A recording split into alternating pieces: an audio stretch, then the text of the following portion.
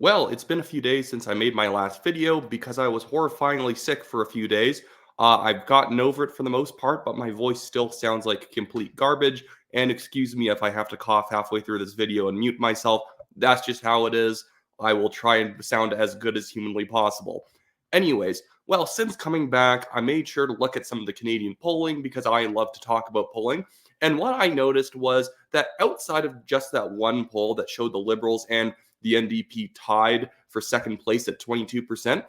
Overall, the Liberals are actually way closer to the NDP than they'd probably like to be in most of the polling coming out these days. So this was the poll that I was talking about, the 22% one that came out from Nanos. You know, you have the Conservatives at 41, and then the Liberals and the NDP both tied at 22%.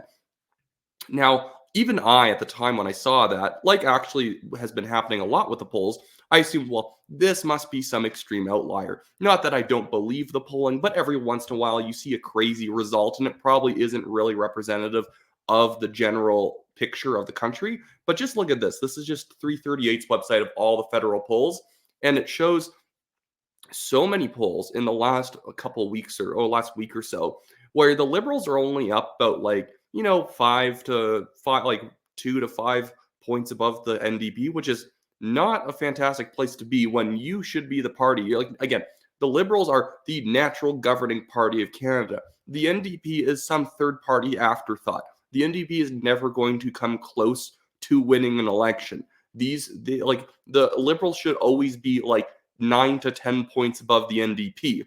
The fact that the Liberals are this close is extremely sad, and it's telling about how much people just do not like the Liberals anymore. They're deeply out of touch. Whenever you look at any of the issues that Canadians care about, it's like you get down to like the fifth or sixth most important issue to Canadians, and that's the first issue that the Liberals technically do better than the Conservatives. They're in a horrible electoral position. But what I want to talk about today is who is, in a certain sense, the biggest loser in Canada between Justin Trudeau and Jagmeet Singh. You might think, well, it's Justin Trudeau. He's tied with Jagmeet Singh, and Jagmeet Singh's party isn't really ever supposed to come in a higher position than third or fourth in terms of the vote count or seat count, if you include the block seat count in there. But why I'm going to make the case that it's actually kind of hard to tell about who's the bigger loser is because despite the fact that Justin Trudeau is obviously going to lose the next election and his polling looks awful, think about being in Jagmeet Singh's position. Think about the fact that the guy that you are in I think it's a supply and confidence coalition or agreement with the Liberals, you have all of the power right now because you can basically threaten to break up the Liberal government whenever you want. And you'll benefit a lot by grabbing on to a lot of the left-wing voters who have left the Liberals, seeing them as a dead, lame duck government, and they'll automatically come over to you. And while Jagmeet Singh and the NDP has kind of benefited a little bit from the Liberals bleeding out support, they haven't really benefited that much. He's playing on easy mode right now. All Jagmeet Singh has to do is every once in a while tell his MPs to abstain from a couple votes here or there, vote against some stuff, and make the Liberals look bad. Kill a piece of their legislation, look like he's holding Trudeau's feet to the fire, and he will benefit immensely. Like Jagmeet Singh has two federal election losses under his belt, and yet he's basically been gifted this amazing moment where he can frame Justin Trudeau as another Michael Ignatieff who's dead in the water, and that if left-wing voters want a place to park their vote to really be able to stop the Conservatives, then they should come over to the NDP. And he's not doing that. So while Justin Trudeau's failing, mostly because he lacks the ability to ever admit to a mistake, so Canadians see him as, unable to learn from his mistakes, and he's not going to turn the country around, Jagmeet Singh is not then making that case himself. The cases against Justin Trudeau are so obvious, and what Jagmeet Singh does is every once in a while he comes out and says, Justin Trudeau isn't doing a good job. He's letting the grocery store chains get away with price gouging. They're not, but whatever. That's Jagmeet Singh's case. Every once in a while he'll come out and say, Justin Trudeau's a pawn of big business or something like that.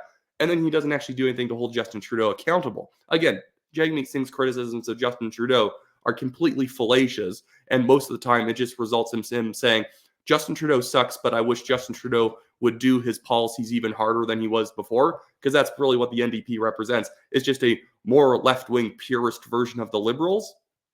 But I digress. Justin Trudeau, the case for him being the biggest loser is not only the fact that obviously he's way down the polls right now, but just the fact that, again, with the two-time loser, Jagmeet Singh, acting as his main opponent for left-wing voters, Justin Trudeau could easily kind of push Jagmeet Singh around and be able to demonstrate that Jagmeet Singh has no power and he's completely incompetent. Justin Trudeau, if he wanted to beat Jagmeet Singh right now, he would dare him to call an election. Jagmeet Singh would not do it, and then Jagmeet Singh would lose all of his support because people realize he's a complete coward. Justin Trudeau happens to also be a complete coward, so we have these two cowards basically doing nothing in this very silly stalemate where neither one is actually launching any shots against one another. This is one of those moments where, as someone who really likes focusing on and talking about political strategy, I don't understand what each party is trying to do. Each one of them could land really good hits against each other to be able to gain the upper hand going into a next federal election, but they refuse to do it. And obviously, Poilievre is going to be the next Prime Minister of Canada. I hope he is. I'm literally running for the Calgary Signal Hill Conservative Party nomination. Shameless plug, buy a membership and vote for me if you live in that riding. But just because Poilievre's going to win doesn't mean that the NDP can't benefit from it. The NDP, if they were smart, they would actually want a federal election. But Jagmeet Singh's doing this weird thing where he's like more beholden to trying to prevent Poilievre from becoming prime minister 1 year earlier than he will, simply to be able to like he basically wants to hold up Poilievre inevitably becoming prime minister, because I guess that's like a public service to left-wing Canadians to not let a federal election get called early. But if Jagmeet Singh helped trigger a federal election, he could then basically frame himself as the strong man who helped take down Justin Trudeau, and then he could try and get into second position in terms of seat count. And then, even though I think, again, all of his arguments against Poilievre would be silly, fallacious, and completely incompetent in terms of his policy recommendations, he could at least make himself the new opposition to the Conservative Party.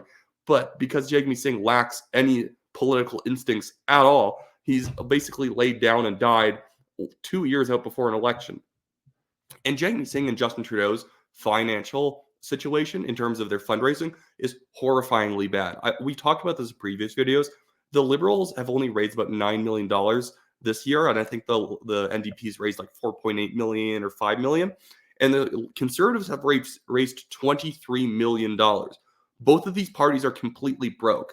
And it seems like all what they're doing is very circular right now, is that because they're broke, they're acting more cowardly and pushing away a new federal election.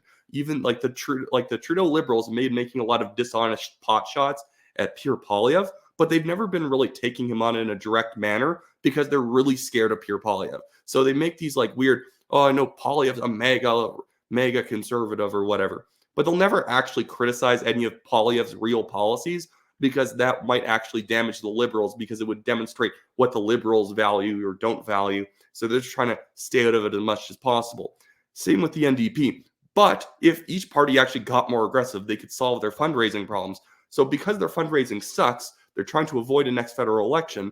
But because they're trying to just avoid the next federal election, everyone sees them as both lame duck parties, so they're not fundraising them.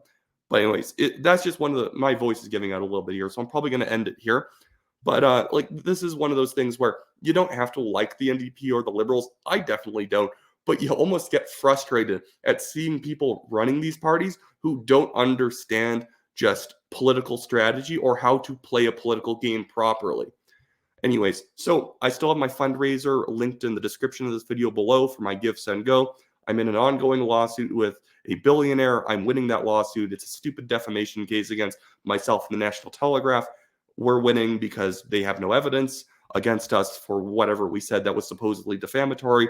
And so, but despite the fact that we're winning, if you chip in some money, it really helps me out with costs. I've had to pay over $25,000 into defending myself. So even $5 really helps ease the burden on myself.